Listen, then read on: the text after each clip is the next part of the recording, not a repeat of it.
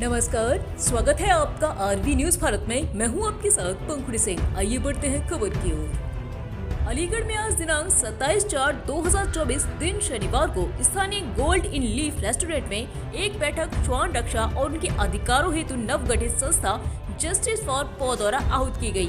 इस बैठक को लेने और श्वान हितों की रक्षा हेतु जन साधारण की जानकारी देने हेतु दिल्ली हाई कोर्ट के नामचीन एडवोकेट पवन यादव जी को संस्था ने आमंत्रित किया था।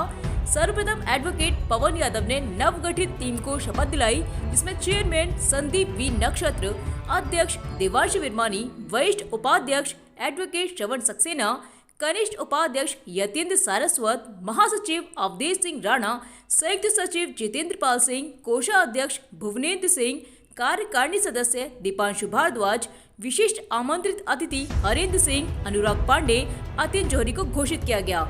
एडवोकेट पवन यादव ने गत दिनों में चर्चित हो रही 23 प्रजातियों के प्रतिबंध की खबर का खंडन करते हुए कहा कि भारत सरकार के मत्स्य पालन और पशुपालन मंत्रालय द्वारा जारी की गई, इसमें 23 नस्लों के कुत्तों के केंद्र आयात, प्रजनन व बिक्री पर रोक लगाती थी, जिसमें प्रमुख रूप से rottweiler, dogo argentino, cane corso, pitbull, alabai, kangal, bull French mastiff, fab mastiff, American bully और टेरियर ग्रुप की समस्त प्रजातियों पर बैन लगाया था।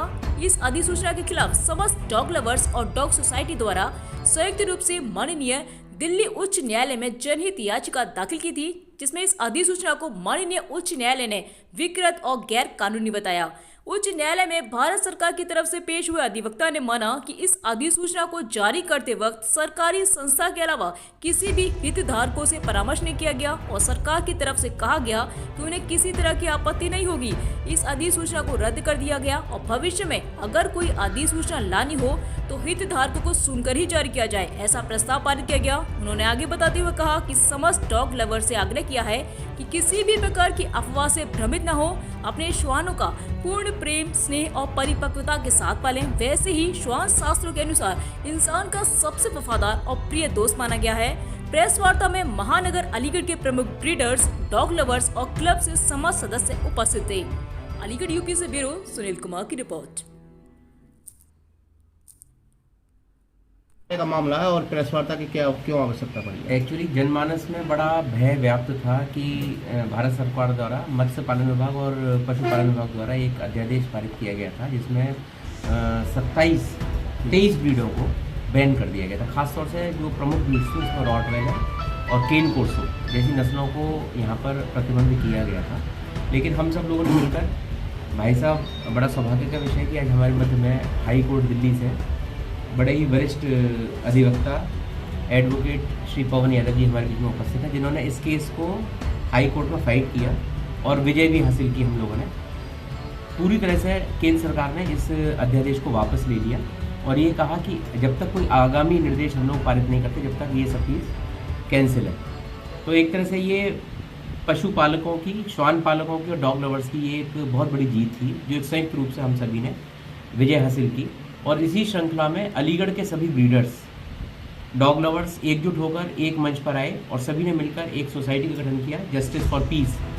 और मैं निवेदन करूंगा अपने पवन भाई जी से कि वो हमें आगे के मार्गदर्शन के लिए भी अपनी सहमति दें और एक विधिक सलाहकार के रूप में इस संस्था की सदस्यता ग्रहण करने का हमें आश्वासन दें, ताकि हम लोग सब निर्भीक रूप से अपने श्वानों के साथ, जो हम डॉग लव जो हम लोगों के साथ है और श्वान प्रेम हमारे चला आ रहा है, उसको बरकरार रख पाएँ और किसी भी तरीके की असुविधा लीगल या इलीगल होने पर हम आपका मार्गदर्शन प्राप्त कर सकें।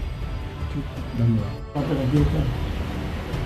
जो दिल्ली हाई कोर्ट में एक रिट पिटीशन फाइल हुई थी, जिसमें 23 नस्ल के कुत्तों को डेंजरस बोलकर, हानिकारक बोलकर, खतरनाक बोलकर उनको बैन करने के उद्देश्य से एक रिट पिटीशन फाइल हुई थी, जिसका समर्थन में भारत सरकार की तरफ से 12 मार्च को एक नोटिफिकेशन जारी हुआ था कि ये 23 नस्ल की जो नस्लें हैं इनको बैन कर दिया गया, इनकी खरीद फरोख्त, इनको इंपोर्ट करना बिल्कुल बैन कर दिया गया। उसके विरोध में जब दिल्ली हाई कोर्ट में हमने रिट पिटीशन फाइल करी तो उसमें कोर्ट ने वो जो नोटिफिकेशन था उसको सिरे से खारिज करते हुए उसको रद्द कर दिया गया है कि इस तरीके की बैन वैलिड नहीं है। इस तरीके से हम किसी भी नस्ल को, खासकर 23 नस्लों को बिल्कुल ख़त्म नहीं कर सकते। इसमें ये लड़ाई क्योंकि अभी शुरुआती दौर पे है, अभी उनकी तरफ से भी आगे चल रहे हैं, तो हमारे सिंधी भाई जी ने एक जस्टिस फॉर पोस्ट करके एक संस्था का गठन किया है, जिसमें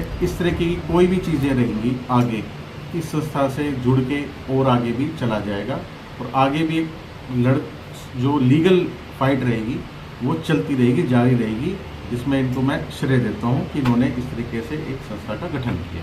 कोर्ट ने क्या फैसला किया? कोर्ट ने जी जो नोटिफिकेशन थी, जो 23 ब्रीड्स को बैन करने का जो नोटिफिकेशन भारत सरकार की तरफ से जारी किया गया था, उसको सिरे से खारिज कर दिया, बिल्कुल रद्द कर दिया।